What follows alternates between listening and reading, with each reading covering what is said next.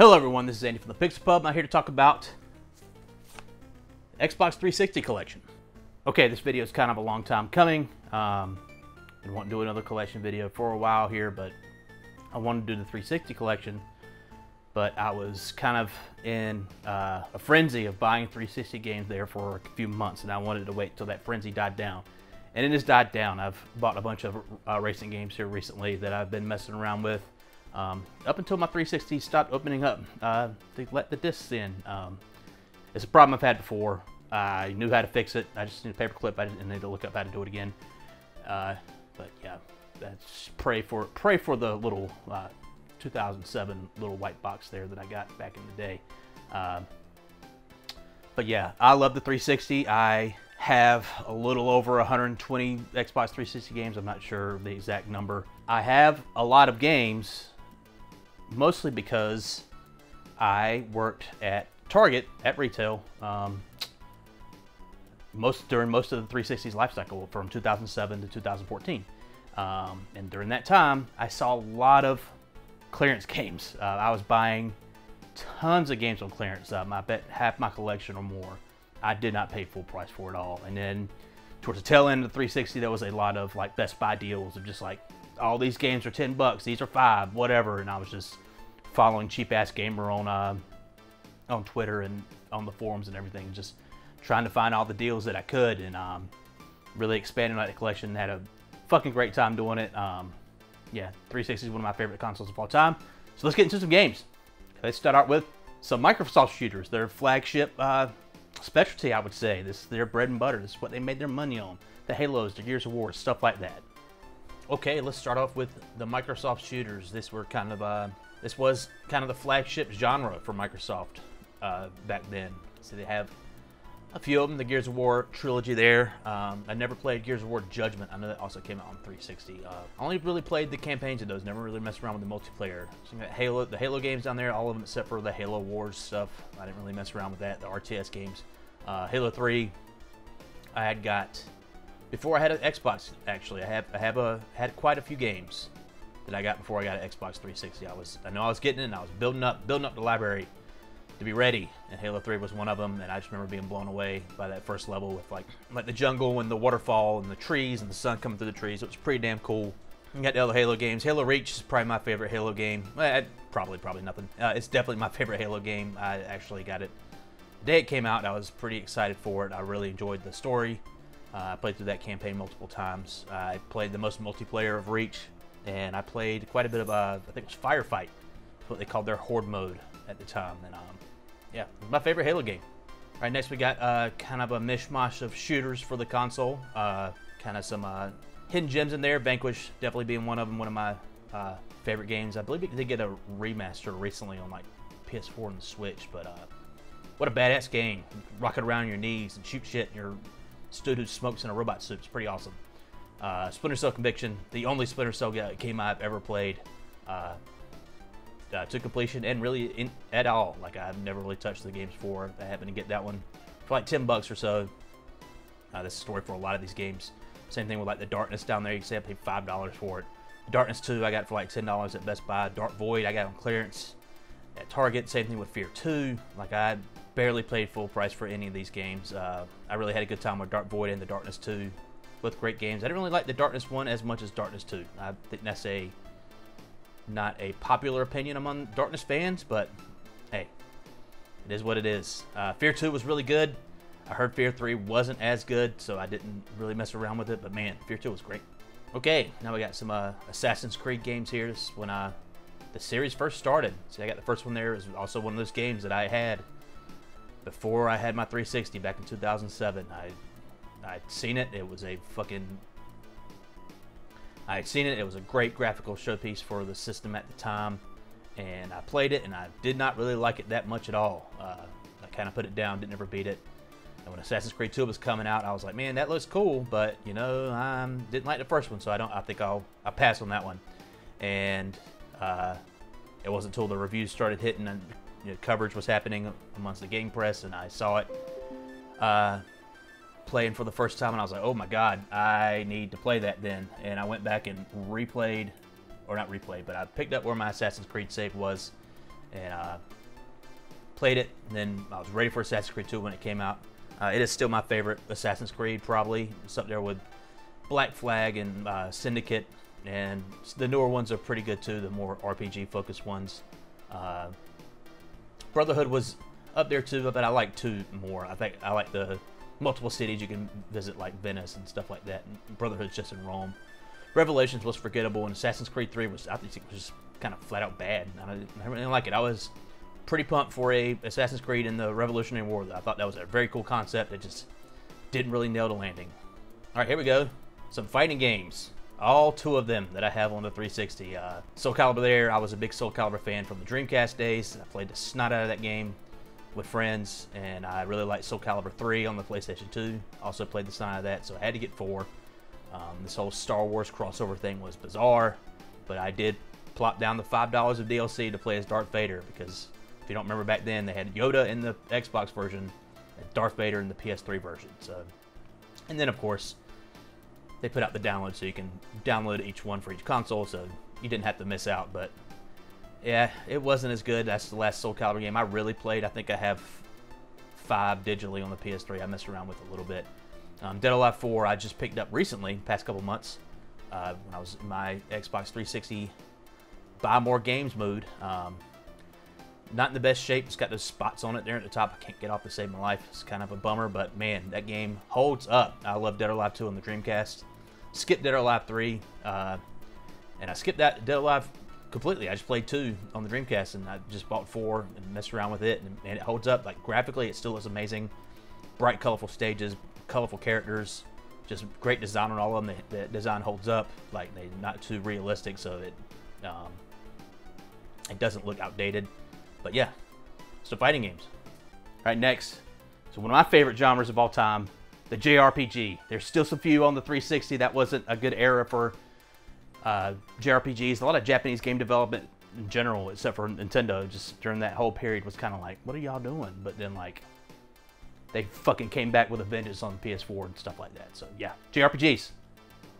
Okay, now we got some JRPGs, one of my favorite genres of all time. Not that many on the 360, not that many in general in this entire generation. It was kind of a dry spell. And you got Tales of Vesperia up there. One of my favorite Tales games. I really like Symphonia and Tales of the Abyss, and Vesperia is right up there too. I think that's the trilogy for most people that people like. Then we got the Switch version that I messed around with for, I don't know, 10, 20 hours and got my fill, but I love Tales of Vesperia at the time. Star Ocean was a game that was a gift for Kathy from her brother, and she does not remember playing it. She thinks I got it and played it. I've never touched it, but it's a game that we have. I remember playing Star Ocean 3 on the PS2, and I didn't really like it, so I never really gave any other Star Oceans the chance until this most recent remake of 2. I really liked on the PS5. Infinite Undiscovery was a game I bought for like $5 somewhere, and I don't remember where. I played it for all of 2 or 3 hours and said, you know what, I'm good. Lost Odyssey was a game I was pretty hyped for because it was Mistwalker, I believe. The guy whose name's escaping me, who left Square to form his own studio to make more Final Fantasies. I remember people saying this is what Final Fantasy X would be if he was allowed to make it for Square. And it was interesting. I didn't really beat it. I mean, I didn't beat it at all. I got to like the 4th disc. It was fine. Like, I don't remember anything bad about it. I think I just drifted off and didn't really go back. Dark Souls, is it a JRPG? I don't know. It's an RPG made in Japan.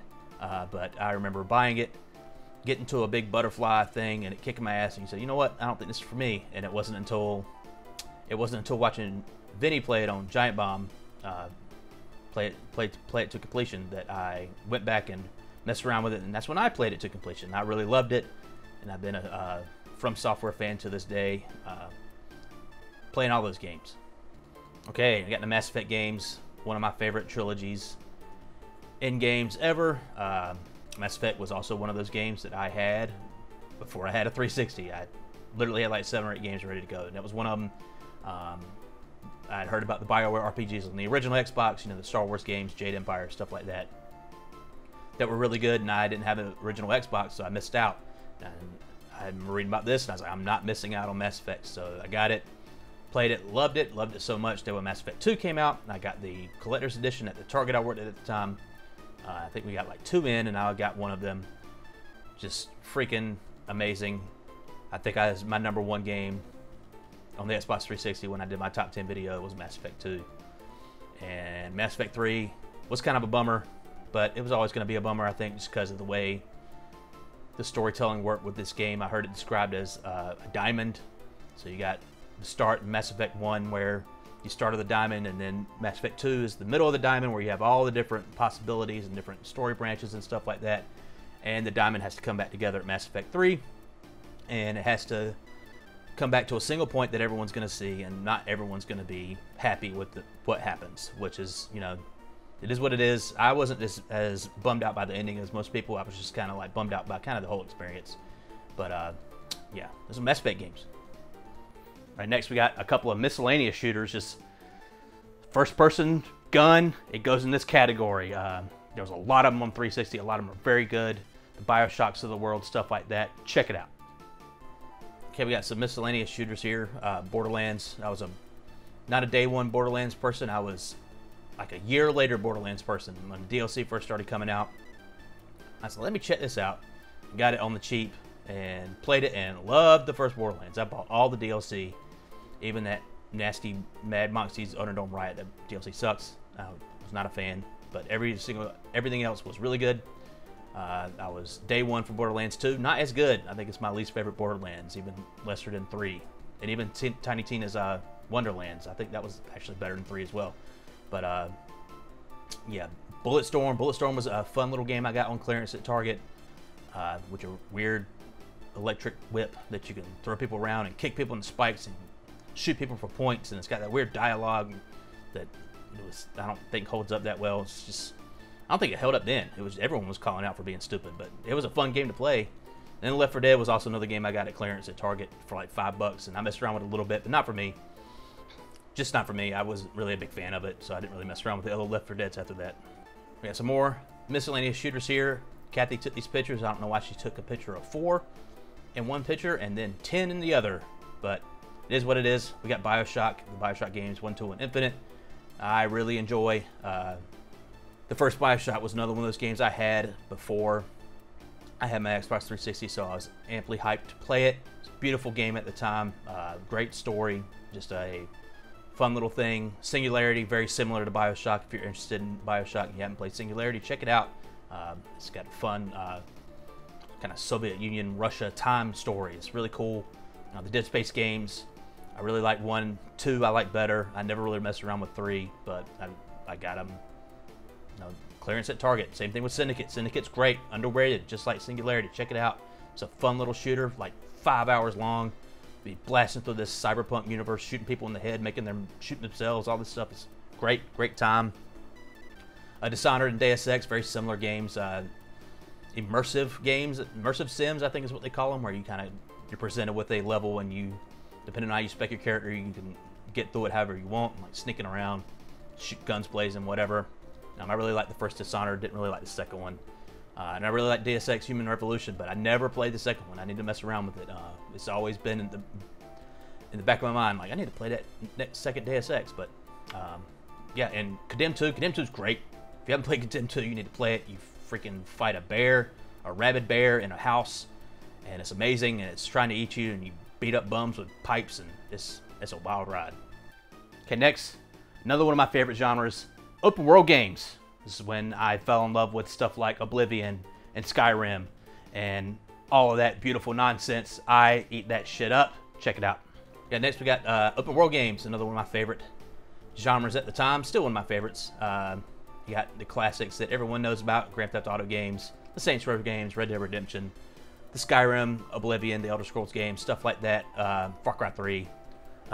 Sleeping Dogs is really good. If you haven't messed around with Sleeping Dogs, it is a GTA clone that takes place in Hong Kong, and you take down some gangs, and it's a whole lot of fun. Crackdown, one of those early, like kind of like superhero style open world games where you can put specs into your character and you can make them jump really high or run really fast. And it's just a darn good time.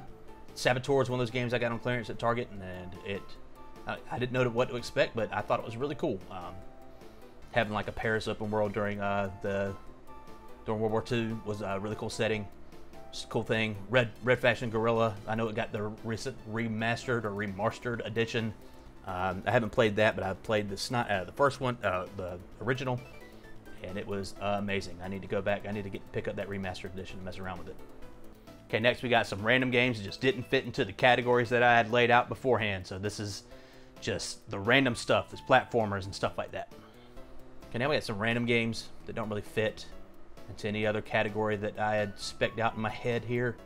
I sort of wrapped down there. Underrated game. Play it if you like cool stuff with cool people. People stabbing the earth with swords and blowing up the moon and all this crazy anime craziness.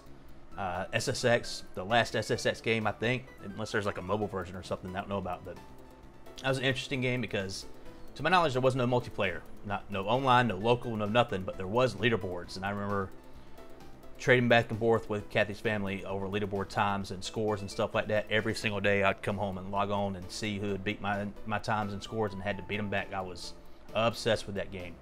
Marvel's Ultimate Alliance up there was something I mostly played on the Wii. I had the Wii before 360 and I had Marvel's Ultimate Alliance, so I played it around with that, but that came with my 360, and on the back, I believe it says Forza 2 on it, because that one comes with Forza 2 as well, and I played a lot of Forza 2.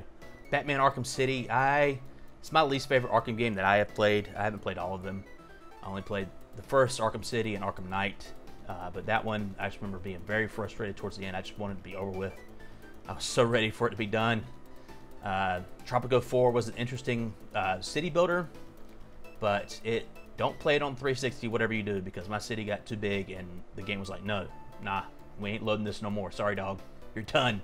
And Child of Eden was interesting, kind of a semi-Rez sequel. If you like Rez, check out Child of Eden.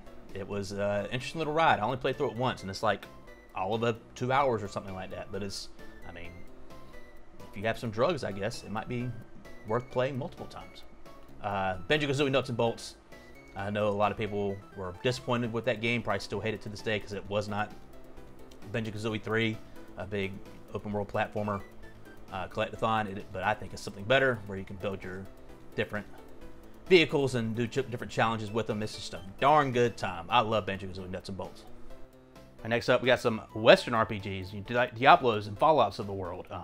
Played a lot of these on 360. Got into Diablo for the first time on 360 for real. But yeah, these are the games. All right, now we have some Western RPGs here. Way more than the JRPGs. I had a good time with these, including the Fable games. Microsoft's own. I was properly hyped for Fable 2. When I got my 360, I went and bought Fable 1 on the Xbox and knew it was backwards compatible with the 360. Played through that, and I was hyped for Fable 2. I'd watched so many trailers. Just thought it looked beautiful, and it lived up to the hype for me. Fable 3, not as much. It has that weird mechanic at the end where you're presented with an amount of days until the end game comes, and then the clock on that thing is not right. It will skip days. It will skip hundreds of days and not really give you any warning. So if I load up my save of Fable 3, if it's still on my hard drive, you will see a bunch of dead bodies because I got destroyed.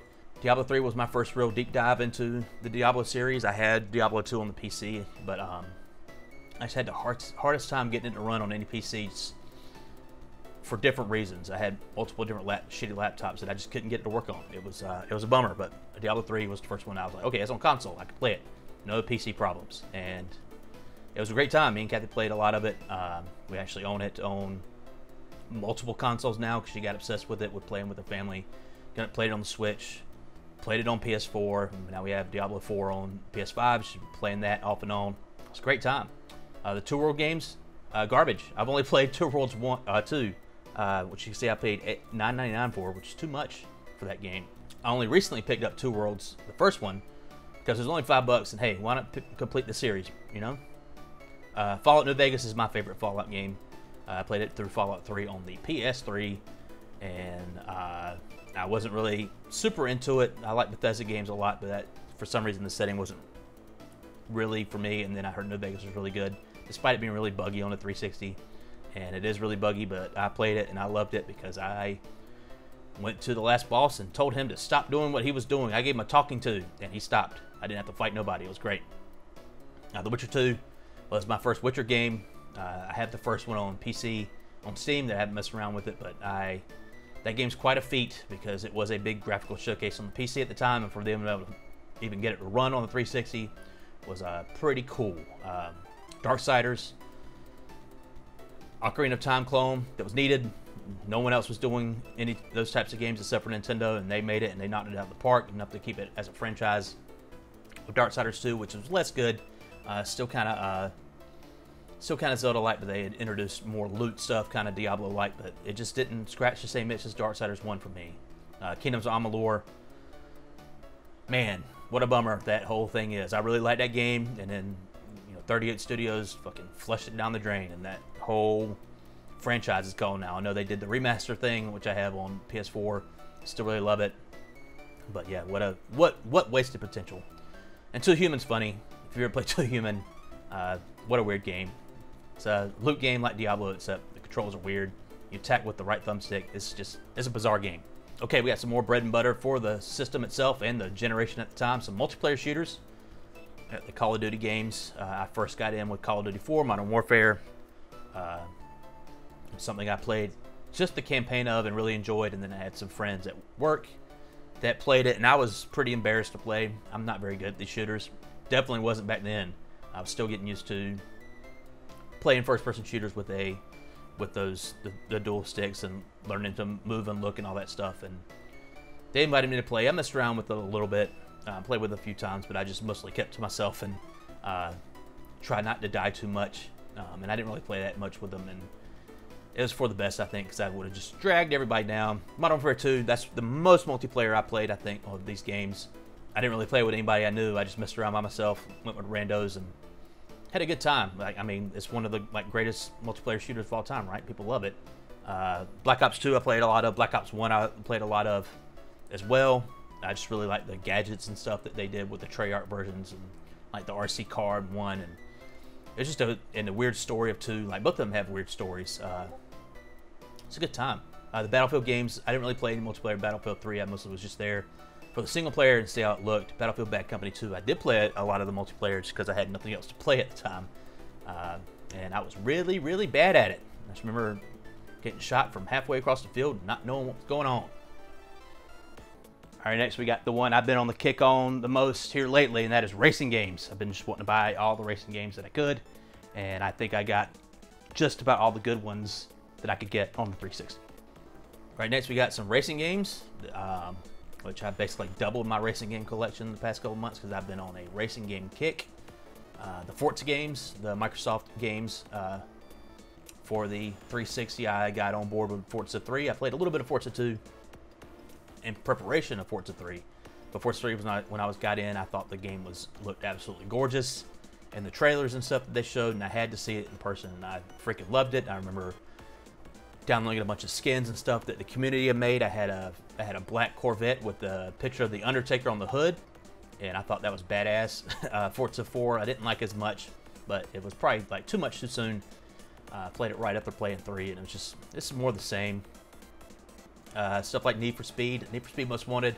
I just recently picked up, that's sealed, that I got for like 20 bucks. So if you're looking for sealed 360 games, you can still get them on the cheap. But I played that mostly on the Vita, and I really liked it. But my favorite Need for Speed game on the 360 was Hot Pursuit. Man, what a great game. What a frustrating game it is. That game, I remember getting very angry playing that game because all the different kind of Mario Kart-esque weapons that you get as either the cops or the racers, where you can do like EMPs or spike strips, or like a helicopter will come out and do something. It can really mess you up racing, and I really grinded my teeth playing that. Blur was a really cool game that I wanted to play at the time. I only picked up recently, and I think you can only get it. You can only really play it physically, because I believe it was on Steam back in the day, but I believe it's still listed. I checked it just the other day, and it's not there. I don't think they sell it digitally on any storefront. So if you want to play Blur, which is a Mario Kart-esque game with licensed cars, you have to get a physical version on the PS3 or Xbox 360, I believe. But yeah, it's pretty cool. I really like it. I just got to get used to the driving. It feels very hefty to drive, unlike playing kart racers like Mario Kart or something like that, or Sonic Racing. It feels more realistic in quotes. It's obviously not, but you get all the fun power-ups, and that's a cool time. Split Second, very similar.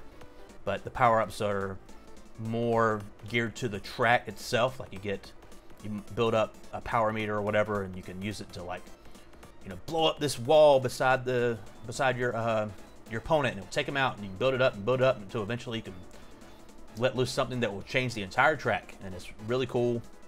These games came out very soon next to each other. It was kind of weird. The Burnout games, I only really played Burnout Paradise on the PS3. I picked up a physical version on the 360 not that long ago, and I really liked it. But Burnout Revenge was something I picked up as well not too long ago, and I don't know what I was thinking back then not playing these games, but they were right. That was right up my alley. I should have been there day one for the Burnout series.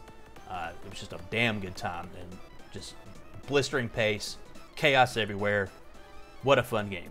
Okay, and finally, it is the king genre, I think, on 360. The rhythm games. We got your Guitar Heroes, your Rock Band, stuff like that. This is when they were just flooding the shelves with it, and I was buying it all up. I was just a monster for this stuff. I wish it would come back. I'd still buy them if I could. Okay, now we got some bread and butter for me on the Xbox 360 and the generation itself. That was rhythm games. I played the snot out of these games. I still would if they still made them. If they were still making a yearly Rock Band or a yearly Guitar Hero, I'd probably get it.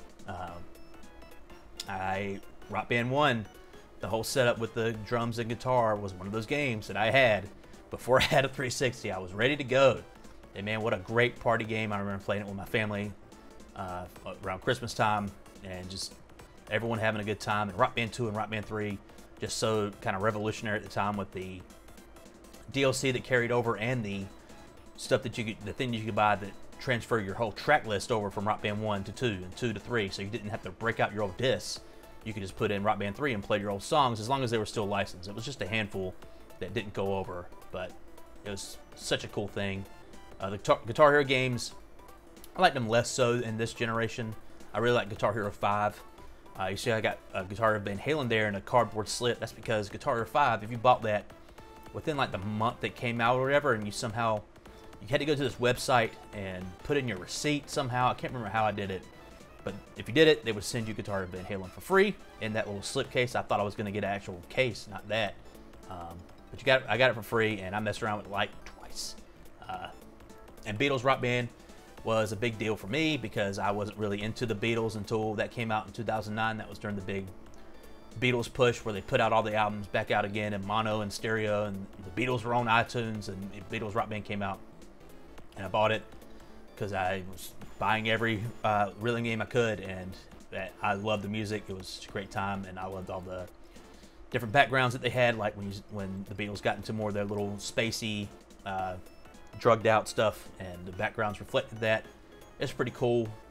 Stuff like Green Day Rock Band and Lego Rock Band and Band Hero I got not that long ago, maybe about 4 or 5 years ago, just because I wanted to have all the songs. I wanted to get everything I could. And stuff so on Band Hero, I might not play myself, but if I had people over, I could be like, hey, I got this, and it's got these songs on it, and what you want to play. And, you know, everyone would have a good time. Guitar Metallica. Metallica was one of my favorite bands growing up, and I had to have that. I know it's got the over 20 guest acts or whatever, so it's not all Metallica like the Beatles and Green Day Rock Band are. But it had enough for me to be very happy with it. Also, I want to show this off to my baby. Rock Band 3 keyboard. I got this right when it came out, and when I took it out of my closet, that's when I noticed a little bend there right in the middle that I was completely bummed out with. It looks way worse in person than it does in that picture. It sticks straight up, and it's bumming me out, and I need to put a weight on it or something. But I got that and had a great time with it. I was very hyped for the keyboard, peripheral, and the Pro mode. I know they had the Pro drums and the Pro guitar and the guitar thing where you can actually hook up an actual guitar and play songs on Rock Band 3. And that Pro guitar was weird. It had like 100 buttons on it or something. It's just insane. Everywhere there's a fret, there's a button. What a bizarre thing. But the keyboard was more my speed. I didn't learn how to play keyboard, mess around with the Pro mode, but I was able to play through The Cure's Just Like Heaven all the way through on Pro mode on the keyboard. And that was really cool. And that Rock Band keyboard is not going anywhere, staying in my collection. What a cool thing. Okay, that's been the 360 collection. I hope you liked it. If you're still here, you watched the whole thing, and you see any games that I am missing, please let me know. I'm always on the hunt on eBay looking for some cool stuff and watching other YouTube videos, seeing what other people think. I love this type of shit. I love collecting retro games. I love collecting Xbox 360 games. I was buying them up until a few weeks ago. I'm always hitting up, you know, pawn shops, trade it, stuff like that, trying to find what I can get. So if you see any that I do not have that are fucking A+ #1 hits, let me know. I've been Andy from the Pixel Pub. Peace out.